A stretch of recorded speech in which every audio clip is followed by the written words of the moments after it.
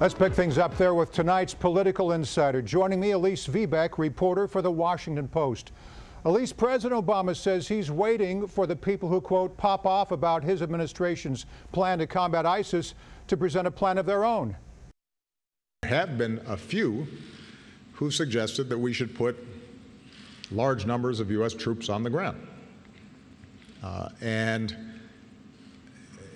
keep in mind that we have the finest military in the world, and we have the finest military minds in the world.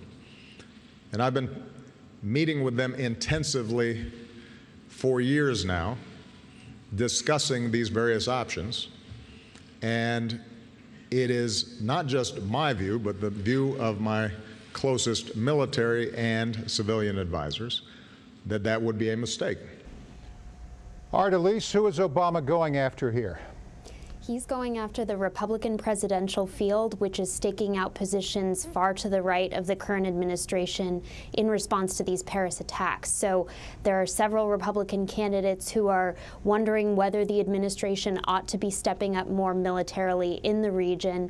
Obviously, President Obama has said many times that he feels like the current strategy is working. They're trying to contain ISIS by cutting off supply lines, cutting off their financing, ensuring that they can't gain additional territory in Iraq and Syria, but they're not willing necessarily to commit more military resources to that. So that's where the disagreement is between Obama and the Republicans. And Republican presidential candidate Donald Trump says because of the Paris attacks, he would strongly consider shutting down mosques that have radical leadership. Furthermore, he thinks it's time Americans reconsider some of their civil liberties. For the GOP, Elise, is that mainstream ideology? We have not heard that from many other candidates. Donald Trump is certainly to the right of the field on this one.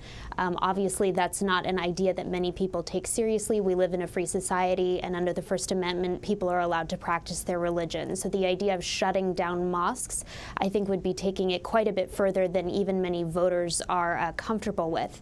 Then again, we know Donald Trump does appeal to a part of the conservative base that tends to be a bit wary of people that they consider foreign.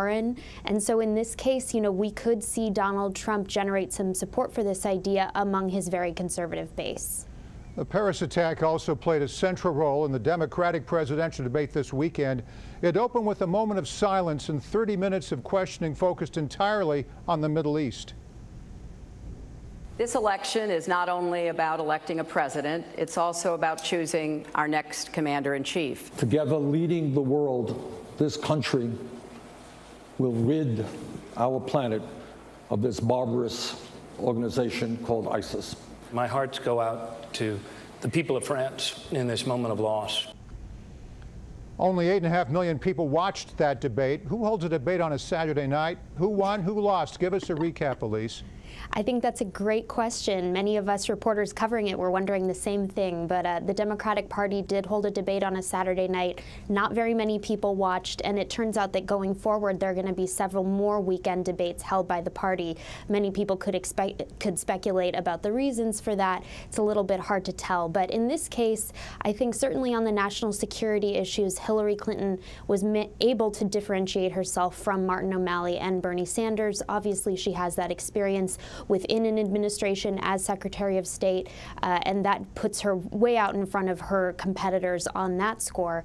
At the same time, Hillary Clinton did seem to struggle in that debate. There was a particular comment she made about 9/11 and helping Wall Street recover that has reverberated on both the left and the right and could be fodder for future attack ads. So it wasn't a perfect night for Clinton, but still, in terms of the polling numbers, she seems to hold a strong lead in many areas. Now, put all of this into context for us. In past interviews, we've talked about the top issues for 2016, like immigration and the economy.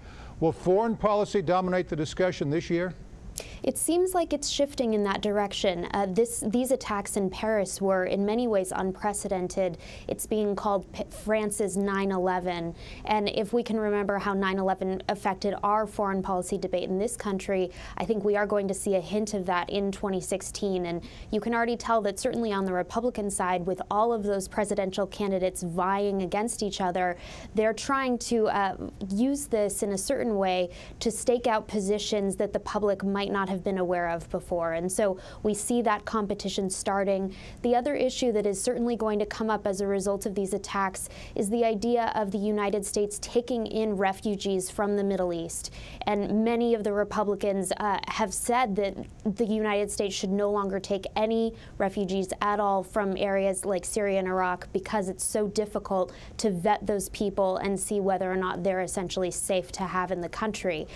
Again, this is going to continue in Congress, this debate, in the presidential field, and I think we're just seeing it get started now. I think you're right. It's good to get your insight this evening. Elise Viebeck, reporter for the Washington Post. Thanks again. Thank you.